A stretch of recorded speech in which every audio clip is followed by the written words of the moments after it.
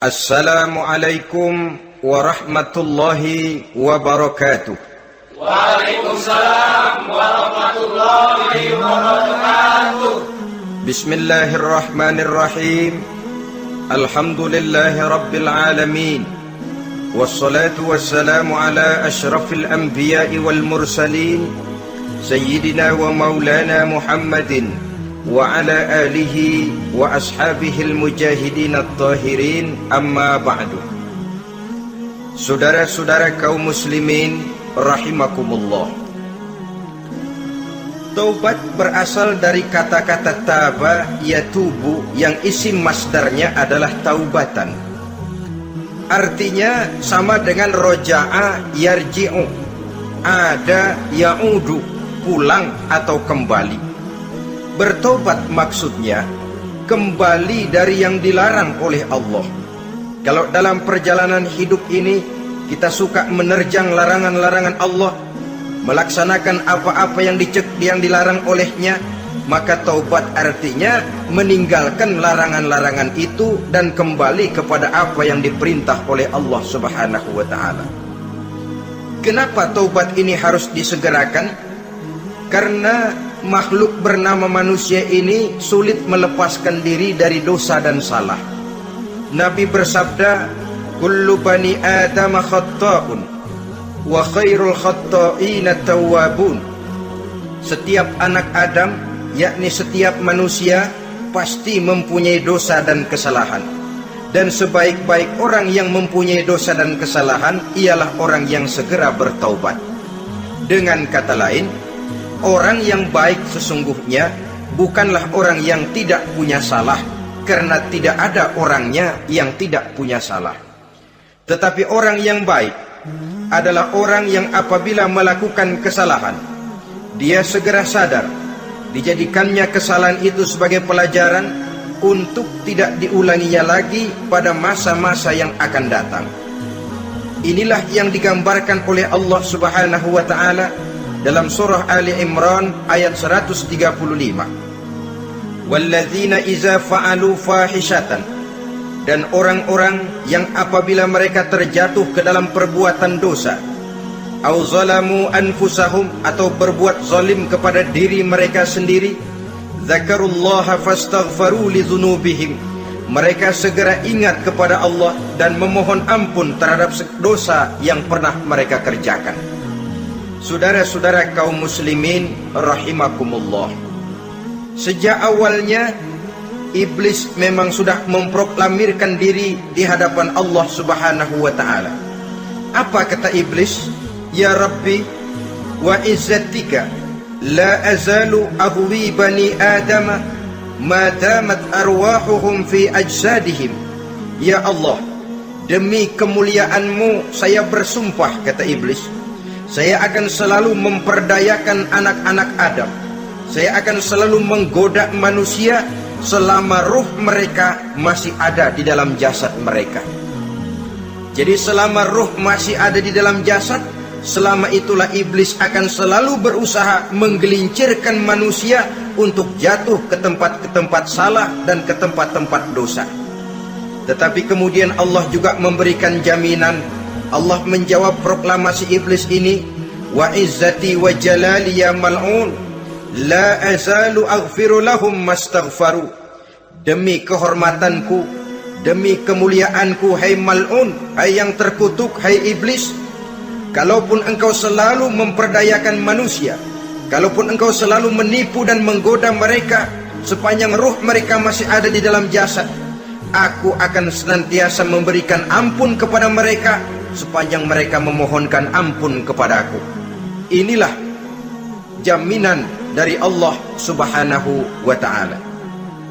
Saudara-saudara kaum muslimin rahimakumullah, oleh karenanya apabila kita berbicara tentang taubat, artinya kita berbicara tentang tingkah laku kita dalam kehidupan sehari-hari.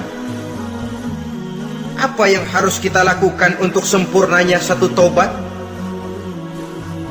Pertama, menyesal terhadap dosa yang pernah kita lakukan.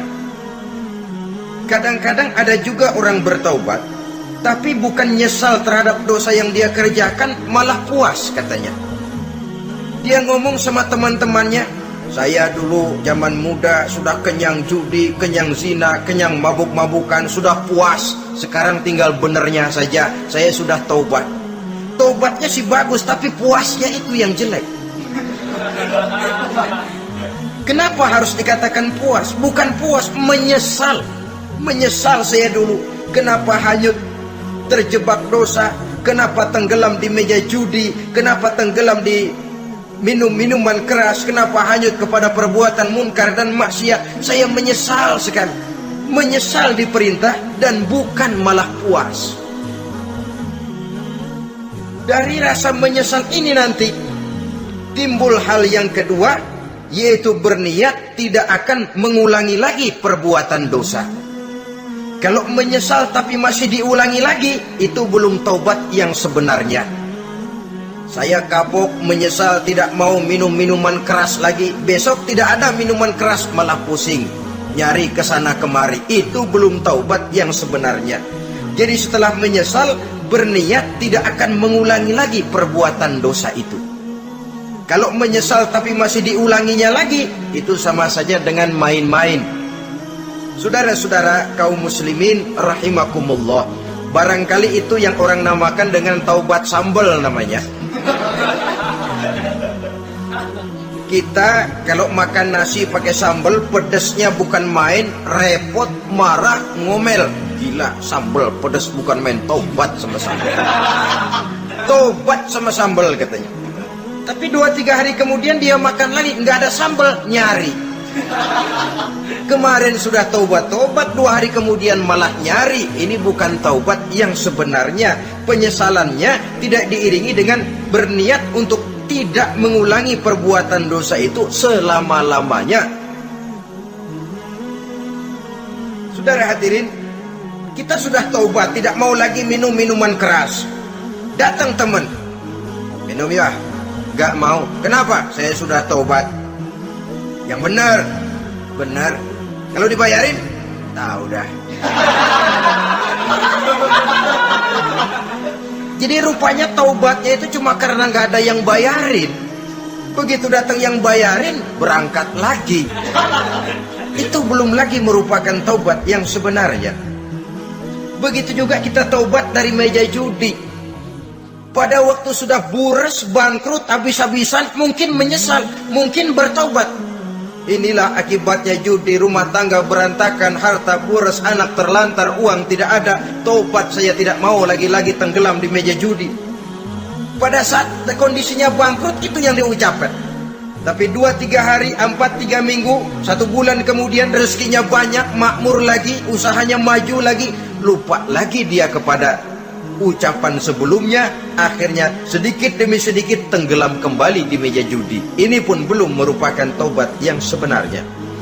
Jadi untuk sempurnanya taubat, yang pertama menyesal terhadap dosa yang telah dilakukan, yang kedua berjanji tidak akan mengulangi lagi, kemudian yang ketiga meninggalkan perbuatan jahat itu untuk selama-lamanya.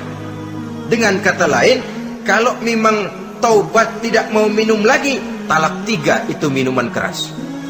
Kalau memang niat tidak akan berjudi lagi, talak 3 itu segala macam bentuk perjudian, meninggalkan perbuatan jahat.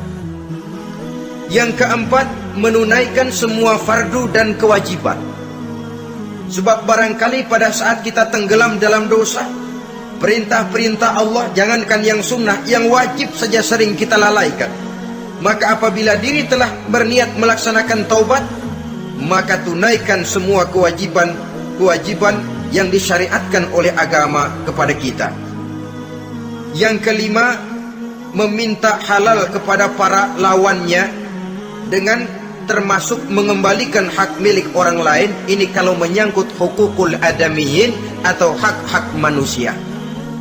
Jadi kalau kita berdosa kepada sesama manusia, Allah belum akan menerima taubat kita kalau kita belum minta maaf kepada yang bersangkutan.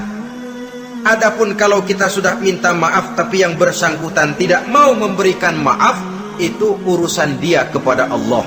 Urusan kita adalah meminta maaf kepada yang bersangkutan. Hal yang keenam, mendidik atau melatih diri untuk bertaat kepada Allah. Sebagaimana kita dulunya telah melatih diri, memperturutkan diri untuk berbuat durhaka. Lalu memperbaiki yang dimakan dan yang diminum. Itu juga merupakan ciri dari orang-orang yang melaksanakan taubat kepada Allah Subhanahu wa ta'ala. Kemudian apalagi? Memperbanyak istighfar di dalam kehidupan. Disabdakan oleh Nabi, inna likulli da'in dawa'un wa dawa'u zunubi al-istighfar. Sesungguhnya segala macam penyakit tentu ada obatnya, dan obat dari segala macam dosa adalah istighfar. Saudara-saudara kaum muslimin rahimakumullah. Jadi kalau yang terdahulu merupakan perbuatan-perbuatan konkret, maka yang terakhir ini taubat dalam bentuk ucapan berupa memperbanyak istighfar, memohonkan ampun kepada Allah Subhanahu wa ta'ala. Mari kita lihat dalam teladan hidup kita, manusia yang hatinya paling bersih tidak lain adalah Rasulullah sallallahu alaihi wasallam. Beliau sudah mendapat jaminan ampun dari seluruh dosa.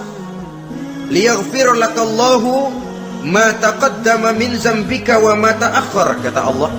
Muhammad, dosamu yang dahulu, dosamu yang sekarang, dosamu yang akan datang jikalau memang ada, seluruhnya sudah mendapat jaminan ampun dari Allah. Tetapi coba lihat dari sejarah perjalanan hidup yang mulia ini.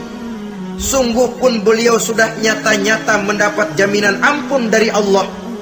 Beliau mengatakan, ayyuhan nas, tubu ilallah, fa inni atubu fil yaumi mi'ata marrah.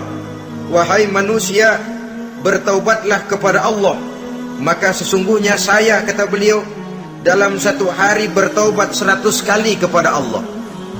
Dalam riwayat yang lain, sab'ina marrah, 70 kali beliau mengucapkan istighfar minimalnya dalam sehari semalam. Orang yang sudah nyata-nyata mendapat jaminan ampun dari Allah ini, satu hari satu malam istighfarnya minimal 70 kali. Apatah lagi kita yang nyata-nyata belum mendapat jaminan ampun dari Allah. Di dalam satu hadis diriwayatkan bahwa iblis laknatullah alaih pernah berkata, ahlaktun nasa bizzunubi wal ma'asi. Aku rusak dan aku hancurkan kehidupan manusia dengan dosa dan dengan segala macam perbuatan maksiat. Iblis menghancurkan manusia dengan menanamkan kegemaran berbuat dosa dan menanamkan kesukaan untuk bergelimang dalam dunia maksiat. Tetapi kemudian iblis mengakui, wa ahlakuni bila ilaha illallah wal istighfar. Tetapi kemudian terbalik, manusia menghancurkan aku dengan kalimat la ilaha illallah dan dengan istighfar, yakni mengucapkan astaghfirullahalazim. Inilah senjata pemungkas menghadapi upaya iblis untuk menghancurkan manusia. Kalau iblis menghancurkan manusia dengan perbuatan dosa, dengan menenggelamkan manusia ke dalam perbuatan-perbuatan maksiat, hendaknya kita sadar. Pada saat kita terdorong untuk melakukan perbuatan dosa, kita lalu sadar, inilah perangkap iblis untuk membinasakan saya. Pada saat kita terjebak ke dalam perbuatan maksiat dan munkarat, ingatlah baik-baik, inilah perangkap iblis untuk merusak dan membinasakan saya. Maka hancurkan perangkap iblis, hancurkan tipu daya dan usaha iblis itu dengan apa? Dengan kalimat la ilaha illallah dan dengan memperbanyak istighfar. Falamma ra'aitu dzalik, ketika aku lihat hal itu, kata iblis, mereka hancurkan kita dengan dosa dan maksiat, dan kita hancurkan mereka dengan la ilaha illallah dan istighfar. Diamkah iblis? Puaskah iblis? Ternyata tidak. Apabila aku lihat usaha manusia itu, ahlaktuhum bil huda, ahlaktuhum bil hawa, wa hum yahsabuna annahum muhtadun. Apabila mereka hancurkan aku dengan la ilaha illallah dan istighfar, maka aku kembali menghancurkan mereka dengan mempergunakan hawa nafsu, sehingga mereka menyangka bahwa mereka adalah orang-orang yang mendapat petunjuk. Ditanamkan dalam diri kita perasaan bahwa kitalah orang yang paling benar. Itu pun tipu daya iblis. Maka orang pintar itu baik, tapi merasa pintar itu jelek. Orang benar itu bagus, tapi merasa benar itu tidak baik.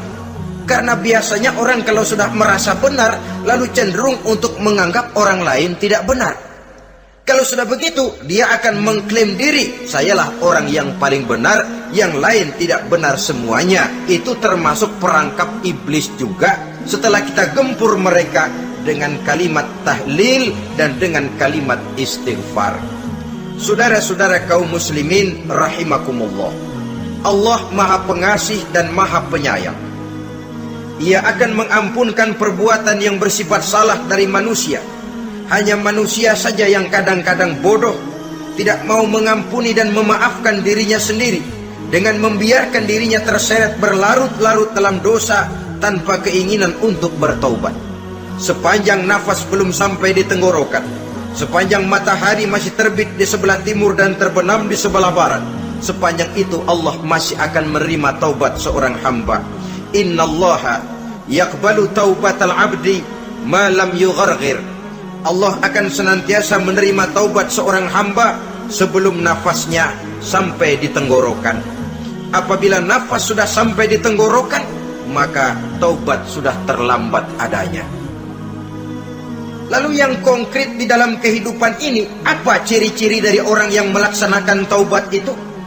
Seorang ahli hikmah berkata, pertama, orang yang taubat itu kelihatan bahwa dalam kehidupan ini dia mampu menjaga lidahnya dari ucapan yang berlebih-lebihan, dari ucapan yang tidak ada manfaatnya, dari ucapan yang mengandung dosa, namimah, mengadu domba, dan ucapan-ucapan yang merugikan orang lain.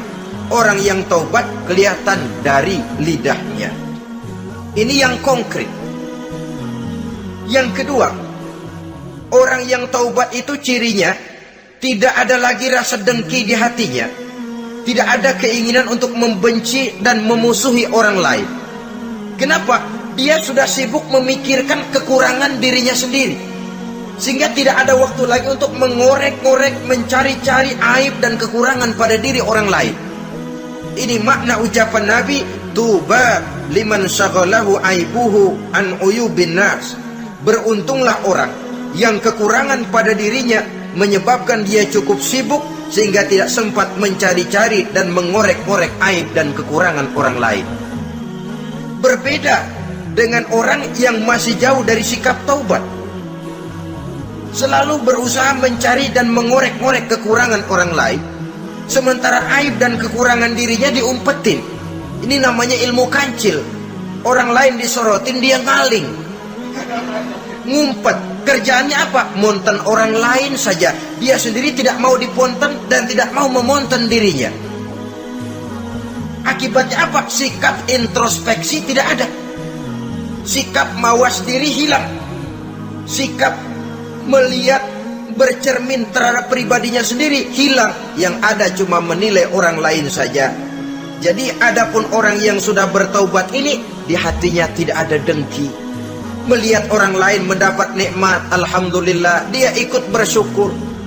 Lain dengan orang yang jauh dari taubat, tetangganya dapat nikmat, dia meriang. Tidak senang hatinya melihat orang lain senang. Orang melarat malah tepuk tangan. Saudara hadirin yang saya muliakan, orang yang semacam ini pada hakikatnya selalu disiksa oleh perasaannya sendiri. Kalau tetangganya yang kaya, ditanya kemana dukunnya. Tapi kalau tetangganya jatuh melarat, dia tepuk tangan, gembira bukan main. Lain dengan orang yang sudah bertobat, hasud itu hilang dari dirinya. So hasud inilah yang akan memakan kebaikan yang kita kerjakan. Kata Nabi, hasud itu bisa memakan kebajikan seperti api memakan kayu bakar. Allahu Akbar. Puasa kita, zakat kita, sholat kita, habis keropos dimakan oleh sifat hasud.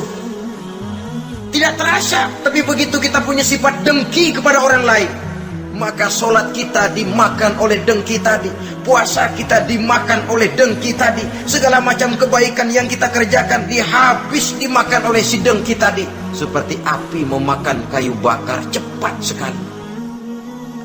Itulah sebabnya bagaimanapun banyak kebaikan yang sudah kita kerjakan, jangan bangga dan jangan lalai. Sebaliknya, bagaimanapun besar dosa dan kesalahan yang pernah kita lakukan, jangan putus asa dari rahmatnya Allah Subhanahu wa ta'ala. Jadi yang kedua, ciri orang yang bertobat, di hatinya tidak ada dengki dan tidak ada rasa ingin memusuhi orang lain. Dia berhadapan dengan setiap orang dengan modal husnuzon, baik sangka kepada Allah, tidak a priori. Kadang-kadang ada orang ketemu saja baru tapi sudah punya rasa jelek, diperturutkannya suuzonnya. Yang ketiga, ciri orang bertaubat itu menjauhkan diri dari pergaul dengan orang-orang jahat. Sebab kita tahu bahwa pergaulan sangat besar pengaruhnya dalam ikut membentuk kepribadian manusia. Asyariku wa fi syarri syarrun. Bersekutu dengan kejahatan biasanya ikut jadi jahat. Walaupun secara langsung tidak melakukan kejahatan, tapi sudah termasuk dalam jamaah yang jahat juga namanya. Saudara-saudara kaum muslimin, bukan berarti orang yang taubat lalu tidak mau bergaul itu juga mencerminkan keangkuhan diri. Bergaul dia bergaul, tetapi kepada orang-orang yang jahat ia sekedar menghindarkan diri pergaulannya itu dari kejahatan yang bisa ditimbulkan oleh orang-orang jahat tadi. Ciri yang keempat dari orang yang bertaubat, dia mempersiapkan diri untuk menghadapi mati. Mempersiapkan diri. Sebagaimana kita tahu, kalau kita akan pergi ke luar kota, tentu kita membawa bekal. Makin jauh perjalanan, makin banyak bekal yang harus kita bawa. Hidup ini adalah perjalanan panjang yang kita juga memerlukan bekal dalam kehidupan. Orang yang bertaubat, orang yang mempersiapkan diri untuk menghadapi maut dan menghadapi hari-hari sesudah maut itu datang. Menghadapi kehidupan di alam barzakh, menghadapi kehidupan di alam akhirat dan selanjutnya. Dia mempunyai persiapan, sehingga kapan maut datang, dia sudah punya persiapan lebih dahulu. Saudara, kalau kita siap dipukul orang, pada saat pukulan itu datang, rasanya sakitnya agak lebih kurang daripada kita tidak pernah siap untuk dipukul. Walaupun bobot pukulannya sama, tapi kita akan lebih punya daya tahan kalau kita sudah siap. Oleh karena itu, orang yang bertobat, orang yang mempunyai persiapan untuk menghadapi mati. Tidak hanya untuk menghadapi mati, tapi juga menghadapi hidup di seberang kematian nanti. Maka karenanya dia sibuk dengan dunianya, tapi juga dia lebih sibuk dengan akhiratnya. Dia tenggelam dalam berbagai macam kesibukan dunia, lain saat dia memfanakan diri untuk membekali diri menghadapi kehidupan sesudah hidup yang sekarang ini. Ciri-ciri ini tentu akan kelihatan dari gerak hidup seseorang. Saudara-saudara kaum muslimin rahimakumullah. Jadi dengan kata lain, kalau kita kembali kepada surah Ali Imran ayat 135 tadi, apabila dalam kehidupan terjebak kita kepada perbuatan dosa atau zalim kepada diri sendiri, zakarullah, segeralah mengingat Allah, fastaghfaru li dzunubihim, dan segera memperbanyak istighfar, memohon ampun kepada Allah Subhanahu wa taala, sebab dosa dalam Islam hanya bisa ditebus dengan taubat. Bukan dengan uang, bukan dengan beras, bukan juga dengan piagam. Dosa dalam Islam hanya bisa ditebus dengan melaksanakan taubat kepada Allah. Dan untuk bertaubat tidak usah ngulur waktu. Besok saja, bulan depan saja, tahun depan saja, nanti saja kalau sudah agak sedikit tua. Ibarat diri kita ini kaca, kata Imam Ghazali, maka dosa adalah debu. Apabila kaca kena debu, sedikit nempel debu lalu dilap, sedikit nempel debu terus dilap lagi, insya Allah kaca akan tetap bersih. Tapi kalau kita menunggu debu sampai banyak, apalagi sampai berurat, berkarat, nanti akan sulit membersihkannya. Demikian hati manusia itu. Kalau sudah dihinggapi oleh dosa, ditumpuknya lagi, berkarat dosa dalam hati, biasanya berat untuk melaksanakan taubat. Untuk lebih meningkatkan pengertian kita tentang ciri dari orang-orang yang bertaubat, mari kita ikuti sebuah dialog yang pernah terjadi antara Rasul dengan para sahabat. Satu hari ketika sedang berkumpul dengan para sahabat, baginda Rasul bertanya, "Atadruna manit taib?" Saudara-saudara, tahu nggak saudara-saudara, siapa sebenarnya orang-orang yang bertaubat itu? Macam-macamlah jawaban para sahabat, tapi yang jelas akhirnya mereka berkata, Allahu wa rasuluhu a'lam.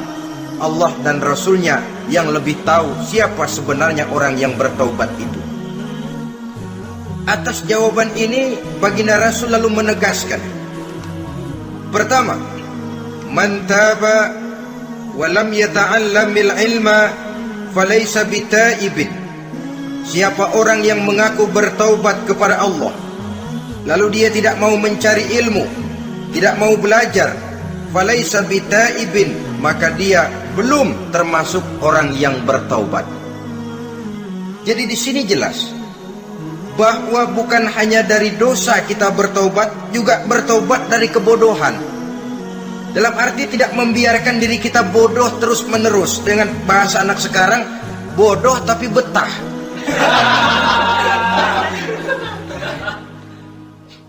Orang yang mengaku bertaubat tapi tidak menggali ilmu, tidak mau belajar, tidak mau mencari ilmu, tidak hadir di mana majelis taklim, belum dianggap taubat yang sebenarnya. Jadi grafik orang yang taubat itu kelihatan dari kesungguhannya mencari ilmu, menghadiri majelis taklim, menghadiri kuliah-kuliah, ceramah-ceramah dan diskusi-diskusi keagamaan. Rakus dia dengan ilmu pengetahuan agama, sehingga dengan ilmunya taubatnya semakin mantap. Ini ciri yang pertama. Lalu beliau bersabda lagi, wa man taba wa lam yazdad fil ibadati falaysa bitaibin. Barang siapa yang mengaku bertaubat tapi ibadahnya tidak tambah-tambah, maka dia belum termasuk orang yang taubat. Orang yang bertaubat ada grafik peningkatan ibadahnya. Jadi kalau mulutnya taubat, minta ampun, tapi ibadahnya gitu-gitu aja, belum merupakan taubat yang sebenarnya. Jadi pada saat dia melaksanakan taubat, memproklamirkan diri untuk kembali ke jalan Allah, nilai ibadahnya meningkat. Kalau sholatnya tadinya cuma sekedar yang wajib-wajib saja, setelah dia taubat bertambah melaksanakan yang sunnah, rawatibnya, qobliyah, ba'diyahnya, atau kemudian nawafilnya berupa tahajud, hajat, duha, istikharah, dan sholat-sholat sunnah lainnya. Jadi kelihatan dari peningkatan ibadahnya. Ini ciri yang kedua. Yang ketiga kata Nabi lagi, wa man taba wa lam yardal khusama falaysa bitaibin. Barang siapa yang mengaku bertaubat kepada Allah tapi dia tidak bisa meridhoi musuh-musuhnya, maka belum lagi dia dianggap orang yang bertaubat. Meridhoi, memaafkan musuh. Saudara, memberi maaf itu lebih sulit daripada minta maaf. Tapi memberi maaf lebih mulia daripada minta maaf. Minta maaf gampang, memberi maaf yang sulit. Karena itu orang yang memberi maaf menunjukkan jiwa yang lebih luhur daripada orang yang minta maaf. Sebab apa? Posisi orang yang memberi maaf kan posisi orang yang menang. Biasanya dalam posisi menang orang gampang congkak dan sombong. Orang datang minta maaf kepada kita, lalu timbul keseganan. Iya, minta maaf sih gampang. Memberi maaf itu yang sulit, tapi itu yang sangat dianjurkan, dan itu merupakan ciri dari orang-orang yang bertaubat. Lalu apalagi? Wa man taba wa lam yughayyir libasahu wa zinatahu falaysa bitaibin. Barang siapa yang mengaku bertobat tetapi pakaian dan perhiasannya tidak berubah, maka dia belum lagi dianggap bertobat. Orang bilang pakaian memang kulit, yang penting isi. Tetapi bagaimanapun kulit mencerminkan isi. Dari pakaian kita bisa mengkaji kepribadian seseorang. Saya berpendapat bahwa pakaian penting, kulit juga penting. Kulit penting, isi penting. Kulit tanpa isi tidak ada artinya. Isi tanpa kulit juga meragukan orang. Wah, yang penting kan isinya, kulitnya gimana saja. Saya mau tanya, saudara dapat duren di jalanan, isi aja nggak ada kulitnya, kira-kira dimakan nggak duren? Paling kurang akan menimbulkan keraguan, jangan-jangan sudah dicampur racun ini. Jadi dengan demikian orang yang bertaubat ini kelihatan dari cara berpakaian, cara berhias diri, tidak over. Dia kembali kepada fungsi berpakaian. Dalam Islam kan sesungguhnya fungsi pakaian itu yang paling utama. Pertama, nutup aurat, itu ukurannya. Yang kedua, pantas. Yang ketiga, baru soal mode. Di zaman kita sekarang terbalik. Mode nomor 1, pantas belakangan, nutup aurat apa tidak nomor 16. Kalau sudah mode, kita kekira kekurangan pertimbangan. Ini buat saya pantas apa tidak, ini menutup aurat apa tidak. Kita balik. Padahal fungsi berpakaian dalam Islam tujuan utamanya pertama nutup aurat. Biar modenya mutaakhir ciptaan Pierre Cardin sekalipun, kalau memang tidak nutup aurat, ya hukumnya masih belum berpakaian. Atau juga ukuran yang kedua, pantas. Yang orang lain pantas kita pakai, belum tentu kita pantas. Kita kadang-kadang kehilangan pertimbangan. Lihat iklan bintang film memakai pakaian yang begini bagus, lalu kita pakai saja. Ya tentu namanya bintang film. Kadang-kadang pakaian untuk show dipakai buat kondangan, akhirnya habis sekampung orang nonton dia. Ya nggak pantas toh, nggak wajar.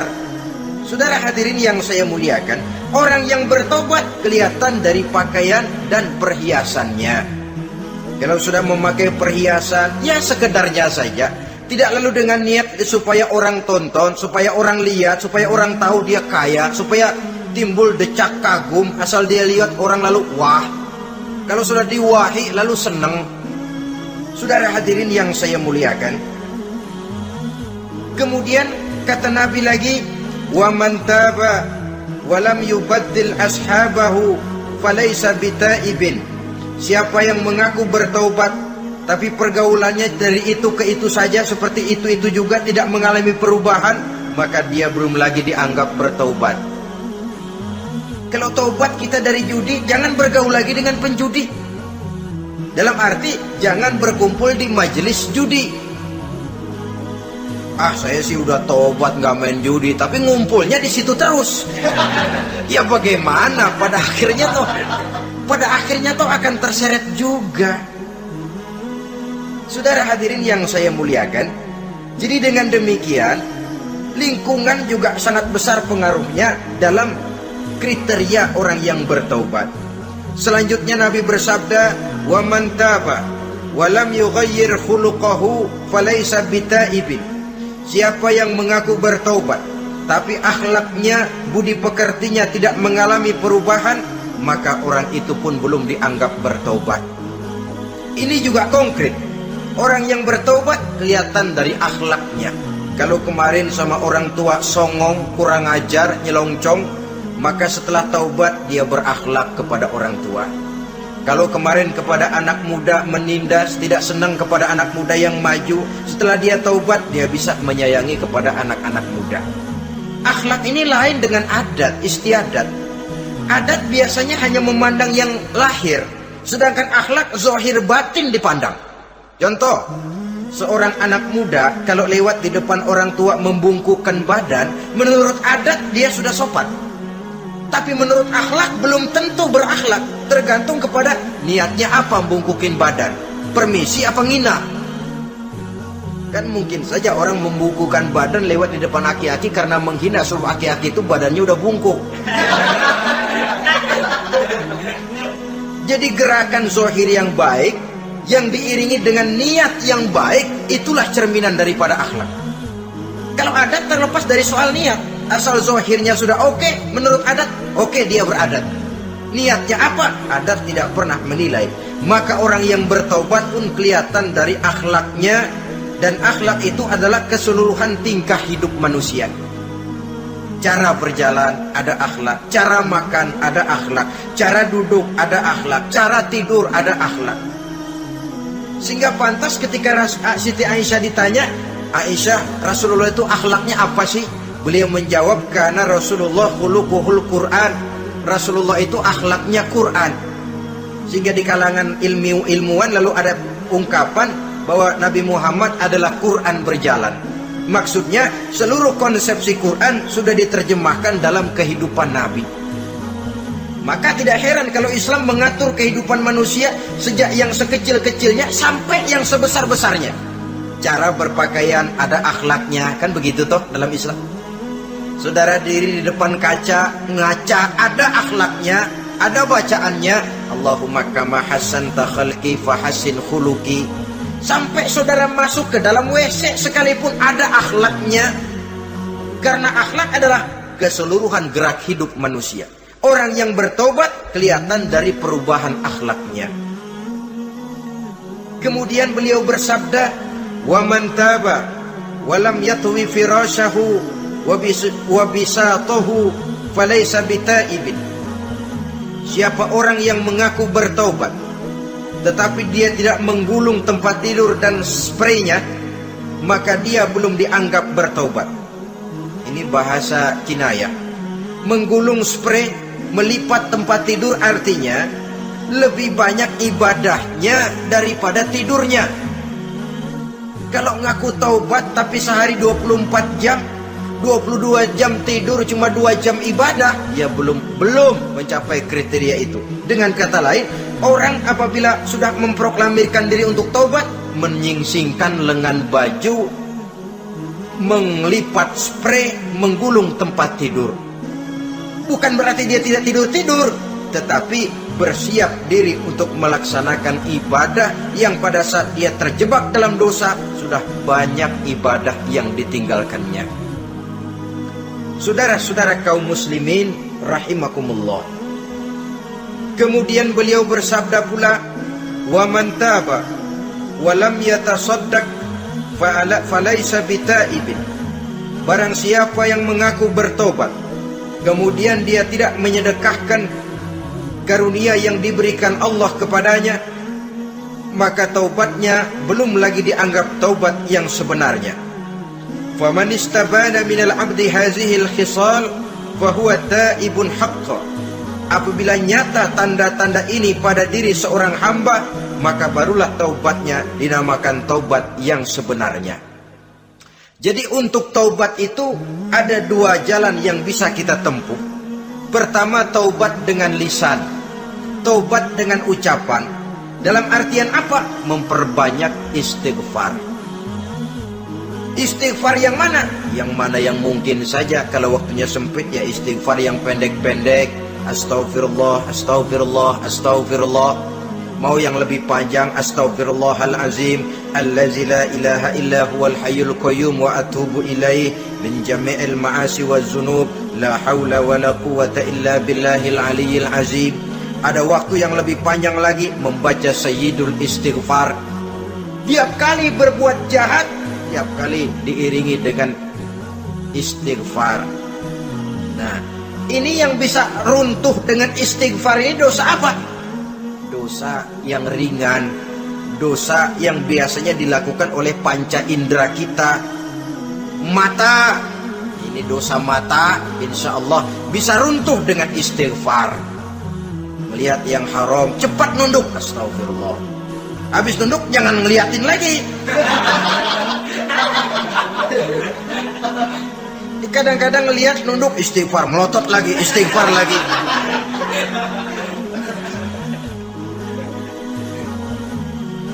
Saudara hadirin yang saya muliakan, Kata Imam Ali, nazratul ula laka wathaniyatu alaika. Ini dalam menjaga mata.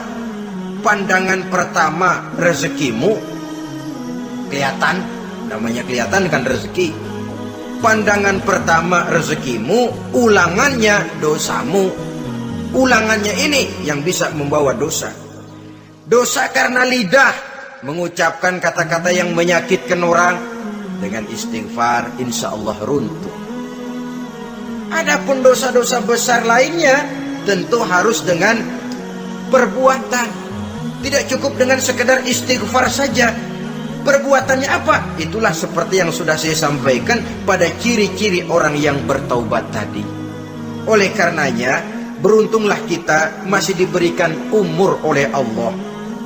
Sehingga segala dosa dan kesalahan yang kita lakukan, kita masih punya kesempatan untuk mengadakan pemutihan, bertaubat kepada Allah. Nah, apa kemudahan yang diberikan Allah kepada orang yang melazimkan istighfar di dalam hidupnya?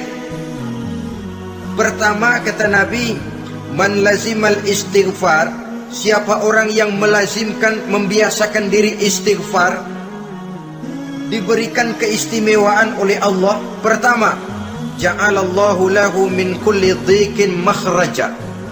Allah akan memberikan jalan keluar untuknya dari segala macam kesulitan. Hidup ini kan problem. Makin tinggi status sosial, makin banyak urusan. Urusan akan selesai apabila hidup di dunia selesai. Kita menyangka orang lain lebih enak dari kita, padahal tiap orang punya urusan. Yang namanya enak barangkali persis seperti pelangi biang lala itu. Tidak pernah di atas kepala kita, di atas kepala orang lain saja. Begitu kita memandang keenakan dalam hidup ini. Petani bilang pedagang enak, pedagang bilang petani enak. Tapi begitulah keenakan itu. Orang yang melazimkan istighfar, dia akan diberikan jalan keluar dari segala macam kesulitan. Menurut perhitungan otak, didlek, buntu, tidak sanggup lagi, entah bisa terwujud dan terlaksana. Allah memberikan jalan keluar dari segala kesulitan. Saudara, kalau Allah sudah memberikan jalan keluar dari kesulitan, siapa lagi yang bisa bikin sulit kita? Kalau Allah yang memberikan jalan keluar, everything is running well katanya. Semua urusan bisa jalan dengan lancar. Tapi tanpa istighfar, jauh kita dari Allah. Jalan yang sudah lapang pun bisa jadi sempit. Urusan yang sudah nyata akan selesai pun bisa jadi jelimet. Dan jalan yang tadinya tidak berliku-liku pun bisa berliku-liku. Ini faktor yang di luar perhitungan matematis. Kita tidak mampu, Allah maha mampu. Menurut akal kita tidak mungkin. Kalau Allah mau, tidak ada yang tidak mungkin. Saudara-saudara, ini fasilitas pertama. Orang yang gemar istighfar diberikan jalan keluar dari segala macam kesulitan. Yang kedua, wa min kulli hammin faraja, diberikan kegembiraan dari setiap kesusahan yang dihadapinya. Ada saja faktor-faktor yang mendatangkan kegembiraan, yang mendatangkan refreshing di dalam kehidupannya, sehingga dia tidak lalu merasa jalannya buntu, tidak merasa kesulitannya tidak pernah terselesaikan. Dan yang ketiga, fasilitas yang diberikan Allah kepada orang yang gemar istighfar, wa razaqahu min haitsu la yahtasib. Allah akan memberikan kepada mereka rizki dari jalan yang tidak pernah mereka sangka-sangka, dari jalan yang tidak pernah mereka perkirakan sebelumnya. Saudara-saudara kaum muslimin rahimakumullah, inilah fasilitas ketiga yang diberikan Allah kepada orang yang gemar istighfar. Rizkinya datang dari jalan yang tidak disangka-sangka. Sebab rizki ini juga termasuk hal gaib. Dan jangan lupa, ar-rizku bimakna al-ata hissiyan kana au ma'nawiyan. Rizki adalah pemberian, baik yang konkret maupun yang abstrak. Kita sering membatasi pengertian rezeki, maka rezeki kita jadi sering terbatas. Menurut kita kan yang namanya rezeki cuma duit saja. Kalau bukan duit, bukan rezeki. Padahal semua karunia Allah itu rezeki. Umur, rezeki. Istri, rezeki. Anak, rezeki. Pangkat dan jabatan, rezeki. Termasuk duit juga rezeki. Tapi dalam kebiasaan kita, rezeki cuma duit. Begitu duit seret, kita anggap rezeki macet. Maka akhirnya kita tidak bersyukur kepada Allah. Padahal mungkin di sektor duit macet, tapi rezeki dari segi lain, ilmu barangkali tambah, wibawa naik, pangkat naik, anak tambah, itu juga merupakan rezeki. Saudara-saudara kaum muslimin rahimakumullah, orang yang gemar istighfar ini diberikan rezeki dari jalan yang tidak disangka-sangkanya, dibukakan perbendaharaan Allah untuknya, sehingga rezekinya datang dari cara yang tidak disangka-sangka. Allah Maha Kaya. Kalau Dia mau, la mani'a lima a'taita wa la mu'tiya lima mana'ta. Tidak satu kekuatan pun yang mampu mencegah apa yang hendak diberikan Allah, dan tidak satu kekuatan pun yang sanggup memberikan apa yang dicegah oleh Allah Subhanahu wa ta'ala. Ini keistimewaan yang diberikan Allah kepada mereka yang gemar beristighfar di dalam kehidupan ini. Jangan lagi berpikir, gua sih nggak punya dosa, istighfar amat. Sombong, saudara-saudara. Manusia itu lebih baik merasa banyak dosa daripada merasa tidak punya dosa. Tanda orang bahagia, kata Nabi, 4. Pertama, orang yang selalu ingat kepada kesalahan yang pernah dia lakukan. Itu orang bahagia. Selalu ingat kepada kesalahan yang pernah dilakukannya, sehingga pada saat akan melakukan kesalahan yang baru, dia mikir-mikir, dosa gue yang kemarin udah 3 keranjang, nih nambah lagi. Ingatannya terhadap kesalahan yang lalu akan merupakan langkah preventif yang mencegah dirinya untuk tidak menambah kesalahannya. Orang bahagia, orang yang selalu ingat kesalahan yang pernah dia lakukan, terbayang di pelupuk mata, bukan ngumpet-ngumpetin dosa. Sebab apa yang mau kita umpetin di hadapan Allah? Yang kedua, tanda orang bahagia itu orang yang selalu melupakan kebaikannya. Kalau dia berbuat baik, dia lupakan. Dia anggap dirinya belum pernah berbuat baik, sehingga di mana ada kebaikan dia tidak bisa ikut. Dia merasa sangat rugi, sebab dia anggap dirinya belum pernah berbuat baik. Yang ketiga, tanda orang bahagia, dalam urusan dunia dia lihat ke bawah, sehingga timbul rasa syukurnya, bahwa kalau dia sengsara masih banyak yang lebih sengsara dari dia, bahwa kalau dia miskin masih jauh lebih banyak yang miskin dari dia, bahwa kalau dia menemui kesulitan masih banyak yang jauh lebih sulit dari dia. Dengan cara itu jiwanya akan lapang, hidupnya akan tenang, dan dia tidak pernah ingkar kepada nikmat yang diberikan Allah. Sebaliknya, yang keempat, tanda orang bahagia itu dalam urusan akhirat dia lihat ke atas. Dunia lihat yang bawah, akhirat lihat yang atas. Kalau dia bisa sholat, kenapa saya tidak? Kalau dia sanggup puasa, kenapa saya tidak? Kalau dia bisa baca Quran, kenapa saya tidak? Timbul panas, nyontoh ibadah mendatangkan kebahagiaan. Rakus ibadah malah dianjurkan, rakus dunia malah tercela. Nah, lawanannya orang celaka, saudara-saudara. Orang celaka juga tandanya 4, lawanan yang tadi itu.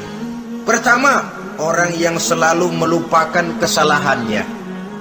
Kalau berbuat dosa lupa, sok bersih. Alah, dosa gue mah dikit.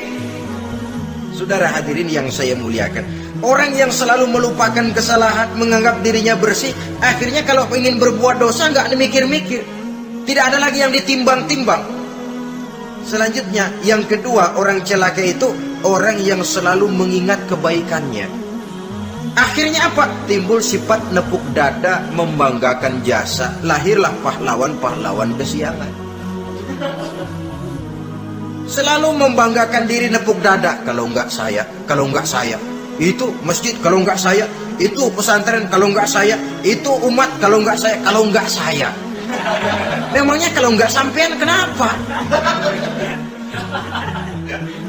Orang yang celaka adalah orang yang selalu menghitung-hitung kebaikan yang pernah dikerjakannya. keikhlasannya kurang, makin dia hitung, makin kurang nilai pahalanya. Makanya kalau berbuat baik, ya anggap saja buang sampah, gak usah ditengok-tengok, gak usah diingat-ingat, dan gak usah mengharap orang yang kita tempat berbuat baik akan membalas kebaikan. Saudara hadirin yang saya muliakan, yang ketiga, tanda orang celaka dalam urusan dunia, melihatnya ke atas, panasnya timbul, syirik dan dengkinya naik, rakusnya jadi.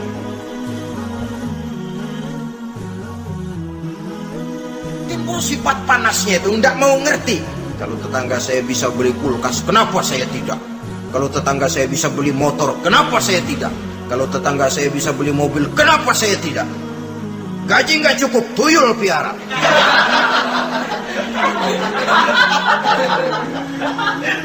Orang itu kalau sudah didorong oleh rakus kan bisa jadi menghalalkan segala macam cara untuk mencapai tujuan. Dibakar oleh sifat tamak dan rakus bin serakah. Nah, kalau sudah didorong oleh rasa rakus, yang segera tersingkir pertama rasa malu. Orang kalau sudah rakus nggak ada malunya, rasa malunya hilang. Padahal syarat jadi orang itu kan kalau punya rasa malu. Nggak punya rasa malu, kurang syarat jadi orang.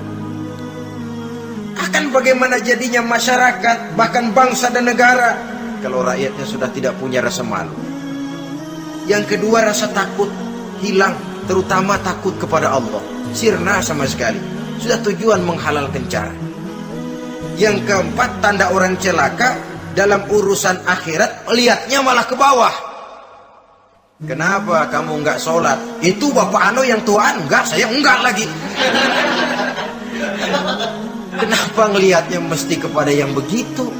Sehingga lalu tidak ada gairah untuk mencontoh. Saudara-saudara kaum muslimin rahimakumullah, walaupun serba singkat oleh karena terbatasnya ruang pembicaraan ini, mudah-mudahan bisa memberikan gambaran sepintas tentang ciri-ciri orang yang bertaubat. Dengan harapan, marilah kita menjadi orang yang bertaubat sebenarnya, dengan ciri menyesal terhadap dosa yang pernah kita lakukan, meninggalkan perbuatan jahat, dan berjanji tidak akan mengulangi lagi perbuatan jahat itu. Kalau dia menyangkut hak-hak manusia, maka hak itu harus kita kembalikan, dan kepada yang bersangkutan kita harus meminta maaf. Apabila ditambah dengan kegiatan lisan, memperbanyak istighfar dalam kesempatan yang mungkin di sepanjang perjalanan hidup ini. Ini sajalah yang kita bicarakan pada pertemuan kali ini. Terima kasih atas segala perhatian. Mohon maaf atas segala kekurangan. Usikum wa nafsi bitaqwallah. Wassalamualaikum warahmatullahi wabarakatuh. Waalaikumsalam warahmatullahi wabarakatuh.